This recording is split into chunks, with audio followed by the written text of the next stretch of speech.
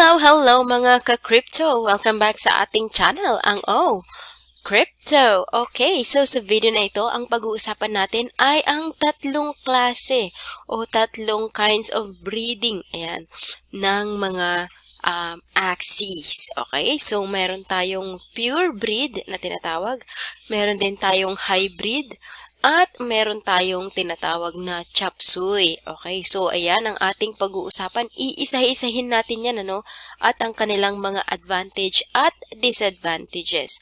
At syempre, kung magkano na nga ba sila, ano ang kanilang mga difference when it comes to pricing. Ayan, at na sana ay makatulong sa inyo sa pag-decide kung ano ang inyong bibilhin sa susunod na pagbili ninyo ng inyong Axie Infinity. Okay, kung kayo ay bubuo ng Axie Infinity teams. Okay, so tara na, umpisahan na natin. So first, of course, punta kayo sa marketplace.axieinfinity.com. Ayan, so una nating pag-uusapan ay ang pure breed. Ayan, so punta tayo dito. This is an example of pure breed. Ayan, so bakit natin siya nasabing pure breed? Okay, so makikita natin dito, ang class niya ay isa siyang beast. Okay, ayan, at ang body parts niya dito makikita nyo ay may 6 silang body parts. So ito ay eyes, back, horn, ears, mouth, and tail. Ayan. So, mapapansin niyo ang kulay nilang lahat ay kulay brown. At lahat yan ay beast parts. So, lahat ng mga body parts niya, yung 6 na yan, ay lahat beast. So, kaya tinawag siyang pure breed. Ayan. At makikita din natin ang kanyang stats dito. Ayan. So, ang health niya ay 31, speed niya ay 41, skill ay 31, at ang moral niya ay 61. Okay. So, punta tayo dito sa Axie.zone stats. Okay? So, ito siya. So, sa beast. So, ang HP niya is 31. Speed niya ay 41. Skill is 31. At ang moral ay 61. Okay? So, 31, 41, 31, 61. Balikan natin.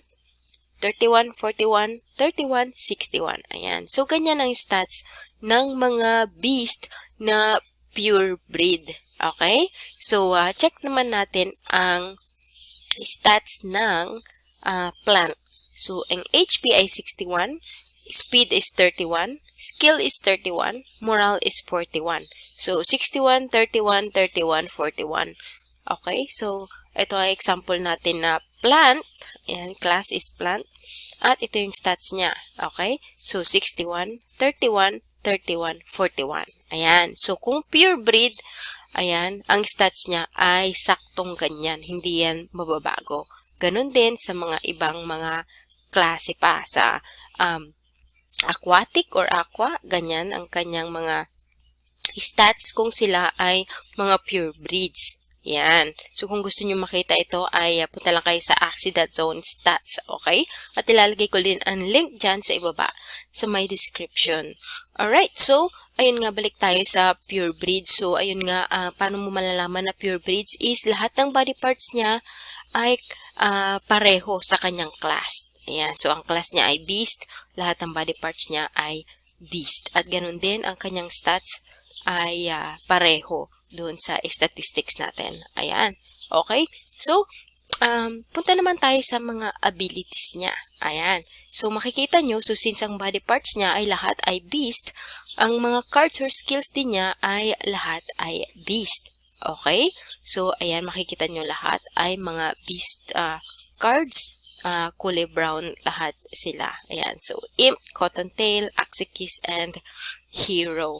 Okay, so dumako naman tayo sa maganda ba ang mga skills nito. So, syempre, pag sinabi mong pure breed, iba-iba rin syempre yung kanilang mga abilities. Yan. So, kapag pure breed, lahat ng stats nito, itong health, speed, skill, at moral, pareho yan. Okay? Pero dito sa abilities, dumidepende yan sa klase ng cards or skills meron siya. Nagbabago-bago ito. Okay, so syempre, kapag ikaw ay bibili ng pure breed, hindi lang ibig sabihin na pure breed ay okay na. Syempre, titignan mo rin kung ano ang mga klase ng mga cards niya o yung mga skills niya. So, let's say, i-analyze natin to, no? So, itong heroic reward, sabi niya, draw a card when attacking on aquatic bird or dawn target. So, maganda siya sa pang-arena kasi kumukuha siya, nagdodraw siya ng card ng iyong kalaban. Kapag sila ay aqua, bird, or dawn, okay? At ang energy count niya is 0. So, hindi siya nagbabawas doon sa energy count mo sa rounds mo. Okay? So, maganda yun. Another thing is death mark. Apply lethal to target if this Axie HP is below 30%. And malakas din ang damage niya. Oh. Ayan. Itong imp, ayan. So, gain 1 energy per critical strike dealt by your team this round. Maganda. Kasi nagigain siya ng energy. Madadagdagan ang iyong energy sa susunod na round. Ganon din ito. 0 count. Ito maganda itong si Cottontail or Luna Absorb. 0 ang kanyang count. So, hindi siya nagko-cost ng energy sa'yo. And, of course, nagigain siya ng energy. Madadagdagan ang iyong energy sa susunod na round. Which is very, very, very good. Okay, so ngayon ay tingnan naman natin magkano ang presyohan ng mga pure breed. So, ang presyo ng Axie na ito ay, itong beast natin ay $198. Okay, so around $200 ang pure breed na beast natin na ito. Okay, so again, magbabase yan yung presyo, of course, sa maraming factors. Okay, so syempre, sa abilities niya o yung sa mga cards niya, at syempre, doon sa number of breed count. Alright, so kung 0, ito, yung number na ito, ibig sabihin ay hindi pa siya nabibreed. So, mas mataas yung mga 0 breed count or tinatawag nila na virgin kasi mas mura kasi pang i-breed yung mga virgin pa. Okay? So, ito na-breed na siya ng 3 times. Ayan. So, sa susunod na kung i-breed mo ito ay medyo mahal na. Kaya medyo mura na itong mga ito. Siguro, pag mga virgin ng mga pure breed ay mas mahal dito. Sigurado yun. Okay? So, ngayon, ano ang mga advantage ng pure breed? Ayan. So, ang advantage niya ay kapag ikaw ay magbe-breed, ayan, ay malalaman mo kung ano ang mga ma-anticipate mo, kung ano ang lalabas doon sa magiging anak nila. Diba? So, i-check natin ang kanyang mga genes, okay? So, ito yung kanyang mga genes, ito yung dominant. So, nakikita natin na puro lahat ng mga dominant niya ay puro beast. Yan, puro brown. Pero makikita naman natin dito sa R1, meron siyang 2 at R2. Pero kapag sila ay magbe-breed, malaki ang chance na lumabas itong mga dominant nila. Okay? So, kapag ikaw ay magbe-breed ay syempre malalaman mo kung ano ang mga potential na ilalabas. Hindi ka magugulat. Ayan. Kasi nga, alam mo ang kanilang stats. Okay? Ang kanilang mga genes na tinatawag. Okay. So, kung ito ay, so nakikita natin dito sa R1 tsaka R2, medyo nahaluan ng konti, di ba? May peacemaker tsaka may catfish. May bird tsaka may fish dito or aqua. Kung ito ay naging puro din ito, kung lahat yan ay beast sa dominant R1 at R2, yun din ang isang magiging rason kung bakit mas mamahal palalo yung isang Axie. Ayan. So, ang breed count, kung 0 yan, at yung kanyang genes, ayan, ay kung lahat yan ay puro, kung pure din. Okay? So, yan ang advantage ng pagkakaroon ng pure breed. Ano naman ang disadvantage? Ayan. So, medyo may kamahalan ang mga pure breed na ito. Okay? Kasi nga, ayun nga, is pwede mo siyang, maganda silang pang-breed. Okay? At, pwede mo rin siyang ibenta, mas malaki or mas mataas ang presyo kasi ng mga pure breed sa marketplace. Okay? So, dumako na tayo sa susunod na klase ng Axie, which is hybrid. Ayan. So, hybrid, this is an example of hybrid naman. Okay? So, paano mo malalaman kung hybrid? Okay? So, ang class nito ay beast. Ano? So, ang pag-hybrid na tinatawag is, makikita nyo, mapapansin nyo dito, sa body parts niya, ay meron siyang halo na isang aqua or fish. Okay? So, yung 5 na parts niya ay beast at may isa na fish. So, hindi siya pure na 100% na pure breed. Kaya siya tinawag na hybrid. Okay? At makikita natin dito sa abilities niya, ay nag-show nga dito, meron siyang isang aqua na card. Okay? So, tatlo ang kanyang mga beast cards at isang aqua. Yan. So, ano naman ang advantage ng hybrid? Yan. Medyo may mas mura siya, no, sa presyo ng purebred. Kung ang purebred kanina is 198, itong hybrid ay 183 yan. So, sa price-wise, mas mura siya kaysa sa hybrid. Ngayon, dito naman mapapansin natin sa stats niya, ay nagbago siya, syempre. Kasi nga, hindi na siya purebred. Kung dito sa purebred, makikita nyo na ang health niya ay 31. Dito sa hybrid ay tumaas siya ng konti. At ang speed niya dito ay 41. Ang speed niya dito ay 43. Ganon. Alright? So, ang nabawas lang ay sa morale, 61 sa purebred. Dito naman sa hybrid ay 58. So, nabawasan siya ng kaunti. Yan. So, i-analyze naman natin kung gaano kagaganda itong mga cards niya. So, 125, ang kanyang risky beast ay mataas ang damage. So, that's good. Deal 150 damage if this acts is in the last stand. Ang kanyang catfish ay heal this axie by the damage inflicted with this card. So, meron siyang healing card. And it's also good. Okay? So, gain 1 energy per critical strike dealt by your team this round. So, maganda rin to. Nag-gain siya ng energy, madadagdagan ng energy mo sa susunod na round. And also, this is also nice damage card, 105%. So, sabi niya, deal 120 damage when comboed with another Nutcracker card. Okay? So, syempre, hindi mo magagamit yan kaya wala kang other Nutcracker na cards dito. Okay? Pero mataas pa rin ang kanyang damage. So, maganda ang hybrid na ito. Okay? So, para naman yan, ano ang advantage niyan kapag ikaw ay magbe-breed? So, tingnan natin ang kanyang genes. Okay? Ayan, so kung ikaw ay magbe-breeds, lagi kang titingin dito sa kanilang genes. So makikita nyo dito sa dominant nga, ay nahaluan nga siya ng isang aqua, hindi siya puro na beast. At makikita nyo rin, kumpara kanina sa purebred, ay mas marami na ang halo niya dito sa may R1. Ano? Mayroon siyang dalawang plant, may fish, may plant, and then sa R2. Okay, so kung magbe-breed ka, ay baka mas malaki ang chance na magiging hybrid din siya kasi mas marami na ang halo niya dito. Okay? Pero ang hybrid na ito ay okay din siya sa arena at adventure. Ayun nga. Dun nga lang magkakatalo sa inyong budget. Ayan. So, kung mas pasok sa budget mo ang ganitong presyo, ay okay ka na sa hybrid. Okay? So, tara na. Dumako na tayo sa pangatlong klase, which is yung chop suey. Okay, so parehong class pa rin tayo. Ang class niya ay beast. Pero ito ay isang uri ng chop suey. Bakit mo sinabing chop suey ang isang axie? Ayan, so kung titignan natin dito sa kanyang body parts, ay halo-halo na, no? Rainbow color na siya. So kung kanina sa purebred ay lahat yan ay beast color yellow. And doon sa hybrid, ayan, tingnan natin. Sa purebred lahat yan yellow. Ang kanyang body parts dito sa hybrid naman ay isa lang ang naiiba. Ngayon, sa chop suey ay marami ang halo. Okay? So, tatlo lang ang kanyang beast na body parts. Meron siyang isang bug, meron siyang isang aqua, meron siyang isang plant. Okay? So, halo-halo. Kaya tinawag na chop suey. Okay, so dito naman tayo sa kanyang stats. So, syempre, sa stats niya ay medyo iba na rin doon sa statistics ng purebred. So, 31, 41, 31, 61.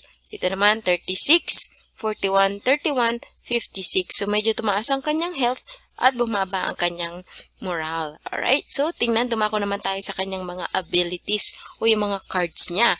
Okay, so, lumabas ay ang bug card. Mataas ang damage, 100%. Ay, 100. Plant card, vegetal bite. Ayan, so, steal 1 energy from your opponent when comboed with another card. Okay, so maganda ito, lalo na sa arena. Mag-i-steal siya ng 1 energy sa iyong kalaban. Okay, at ito ay isang beast card. 125 malakas ang kanyang damage at sabi niya increase crit chance by 20% if chained or comboed with plant card. So maganda to, plant card at ito ay maganda. Ayan, so nagko-complement tong dalawang cards na to, no? So ito is still energy, 1 energy from your opponent when comboed with another card. So ito 'yon. So kapag ito naman ginamit mo din, sabi niya increase crit chance by 20% if chained or comboed with a plant card. So plant card ito. So this is a very very good axe yan, no? Maganda yung combination niya ng mga cards. Okay? So may gain 1 energy pa siya, zero count ng energy. Okay? So kung ito naman ang ito nga ay chop suey. Magandang klaseng chop suey ito, no? For the price na $171 lang. Okay? So, kung i-breed naman natin ito, tingnan natin ang stats. So, mapapansin ninyo na halo-halo na nga, no? Iba-ibang kulay dito. So, dalawa lang ang kanyang dominant na beast and halo na. Meron ng bird, may bug, may plant at may reptile din siya dyan. Okay? So, kung ang disadvantage nito kapag i-breed ay syempre hindi mo na alam kung ano ang kalalabasan ng mga anak nila. Kasi nga, halo-halo na. So, parang surprise na lang yon. Okay? So, pero pwede pa naman din silang i-breed. Okay? So, ang breed count niya is 2. Na-breed na siya ng 2 beses. Okay? So, tingnan ulit natin ang mga presyo, no? Pagkakaiba ng presyo ng pure breed, 198. Hybrid, 183. Okay, so 198, 183, at 171. So, ayun nga, ang mas mahal ang pure breed at pinakamura naman ang chop suey. Okay? So, ngayon, sa pagbubuo ng mga axes, depende na rin yan talaga sa kung ano ang pasok sa inyong budget. Okay? So, kung pasok sa budget nyo yung mga pure breed, ayan, so go for pure breed. Kasi nga, pwede nyo silang gamitin na pang breed. Ayan. At syempre, mas mahal din sila kung sila ay ibibenta mo yung mga na-breed mo sa marketplace as mas mahal talaga yung mga yan. Okay? Pero kung ang presyo naman or ang budget mo naman ay pasok lang sa mga chop suey, ay pili ka na lang ng mga magaganda na mga cards combination. Okay? So, ayun lang ang aking masasabi dito sa tatlong breed na to. Again, lahat sila, so pure breed, hybrid, at chop suey, lahat yan ay pwede sa arena at adventure. Okay? Lahat yan ay pwedeng kumita ng 75 SLP per day. Okay? So, magkakatalo na lang yan kung gaano kakalakas ang kanilang mga card combinations pagdating sa arena. Ayan. So, kasi kapag mas marami silang panalo sa arena, ay mas marami silang ma-earn na SLP. Okay? So, ayan lang ang ating video for today. Maraming salamat sa inyong pagtutok. Oh, ngayon pala, sorry, bago ko makalimutan, tuturuan ko kayo kung paano humanap ng pure breed, hybrid, at chop suey sa marketplace. Ayan. Okay, so punta tayo sa marketplace.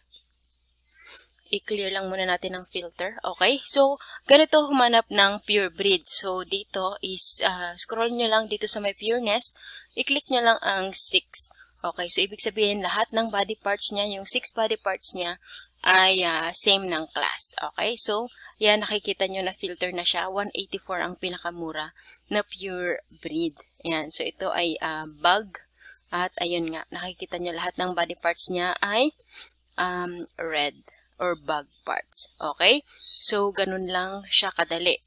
Paano naman humanap ng hybrid? Okay? So, ganun din dito sa pureness, pwede mong i-check ang 4 or 5. So, i-check natin ang 5. Ayan. So, medyo bumaba nga ng konti yung mga presyo. So, check natin tong bird.